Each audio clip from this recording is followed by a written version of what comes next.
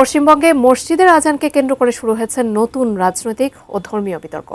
মুসলিম নেতাদের অভিযোগ, মসজিদের মাইক খুলে ফেলতে চাপ দিচ্ছে পুলিশ, যার কারণে রাজ্য জুড়ে বাড়ছে সাম্প্রদায়িক উত্তেজনা। বিস্তারিত জানাচ্ছেন শিহাব ইসলাম। পশ্চিমবঙ্গে মসজিদে আজানকে কেন্দ্র করে রাজ্য জুড়ে শুরু হয়েছে নতুন বিতর্ক। ভারতীয় সংবাদ মাধ্যমগুলোর তথ্য মতে বিভিন্ন জেলার মসজিদ পরিচালনা কমিটির অভিযোগ, স্থানীয় থানার পুলিশ মৌখিকভাবে মাইক খুলে ফেলতে চাপ দিচ্ছে। তবে রাজ্য সরকার দাবি করেছে, নির্দিষ্ট কোনো ধর্মীয় প্রতিষ্ঠানকে লক্ষ্য করে নয়, আদালতের নির্দেশনা অনুযায়ী শব্দদূষণ বিষয়ক বিধি কার্যকর করতেই এই পদক্ষেপ নেওয়া হচ্ছে। সংবাদ মাধ্যম ইন্ডিয়া টুডে বলছে, এই ইস্যুতে রাজনৈতিক অঙ্গনেও দেখা দিয়েছে তীব্র প্রতিক্রিয়া।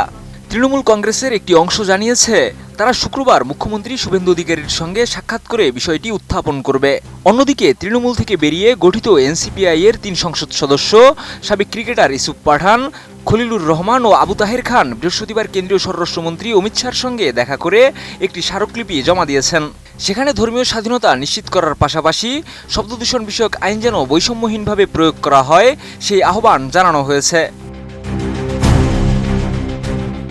তবে রাজ্য সরকার জানিয়েছে, ক্ষমতায় আসার পর মন্ত্রিসভার প্রথম বৈঠকেই সব ধর্মীয় প্রতিষ্ঠানের ক্ষেত্রে আদালত নির্ধারিত শব্দদূষণ বিষয়ক বিধি কার্যকর করার সিদ্ধান্ত নেওয়া হয়।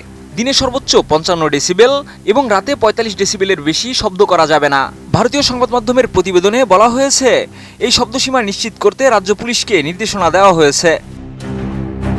32 ইঞ্চি জেভিকো টিভি এখন মাত্র 15,000 টাকায়, সাথে পাচ্ছেন 3 বছরের প্যানেল ওয়ারেন্টি। তবে মুসলিম নেতাদের একাংশের অভিযোগ, বিভিন্ন এলাকায় পুলিশ সদস্যরা সরাসরি মসজিদে গিয়ে লাউডস্পিকার খুলে ফেলতে চাপ দিয়েছেন। এই অভিযোগের জেরে ধর্মীয় স্বাধীনতা নিয়ে নতুন করে উদ্বেগ প্রকাশ করা হয়েছে। ইন্ডিয়া টুডের প্রতিবেদনে বলা হয়, মুখ্যমন্ত্রী শুভেন্দু অধিকারী এই অভিযোগ অস্বীকার করে বলেছেন, তার সরকার কেবল আদালতের নির্দেশ বাস্তবায়ন করছে। তার ভাষ্য অনুযায়ী মসজিদ কিংবা মন্দির সব ধর্মীয় প্রতিষ্ঠানের ক্ষেত্রেই একই নিয়ম প্রযোজ্য। ধর্মীয় স্থাপনার সীমানার বাইরে অতিরিক্ত শব্দ ছড়িয়ে না পড়ে, সেই বিষয়টি নিশ্চিত করতে পুলিশকে প্রয়োজনীয় নির্দেশ দেওয়া হয়েছে। মুখ্যমন্ত্রী আরও দাবি করেন, প্রশাসনের উদ্যোগে রাজ্যের বিভিন্ন ধর্মীয় প্রতিষ্ঠান থেকে মোট 5,299টি লাউডস্পিকার অপসারণ করা হয়েছে। এর মধ্যে 4,203টি মসজিদ থেকে এবং 1,096টি মন্দির থেকে। তার দাবি, পুলিশকে কোনো ধরনের জোরপূর্বক ব্যবস্থা না নিতে বলা হয়েছিল। তবে এ ব্যাখ্যায় সন্তুষ্ট নন বিরোধী ও মুসলিম নেতাদের একাংশ। বিদ্রোহী তৃণমূল বিধায়ক আখরুজ্জামান বলেন, ভারতের সংবিধান সব ধর্মের মানুষকে নিজ নিজ ধর্ম পালনের সমান অধিকার দিয়েছে। তাই হিন্দুরা যেমন মন্দিরে পূজা করতে পারবেন, তেমনি মুসলমানরাও মসজিদে আজান দিতেও নামাজ আদায় করতে পারবেন। তার মতে, দেশের ধর্মনিরপেক্ষ চরিত্র অক্ষুণ্ণ রাখা সবার দায়িত্ব।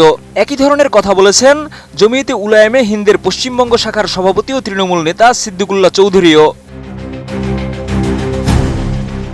এদিকে ইন্ডিয়ান সেকুলার ফ্রন্ট বা আইএসএফ এর বিধায়ক নওশাদ সিদ্দিকীও জানিয়েছেন, প্রয়োজনে তিনি কলকাতা হাইকোর্টের দ্বারস্থ হবেন। ইতিমধ্যে তিনি পশ্চিমবঙ্গ পুলিশের মহাপরিচালকের কাছে চিঠি দিয়ে জানতে চেয়েছেন, মাইক অপসারণে আনুষ্ঠানিক কোনো সরকারি নির্দেশ জারি হয়েছে কিনা।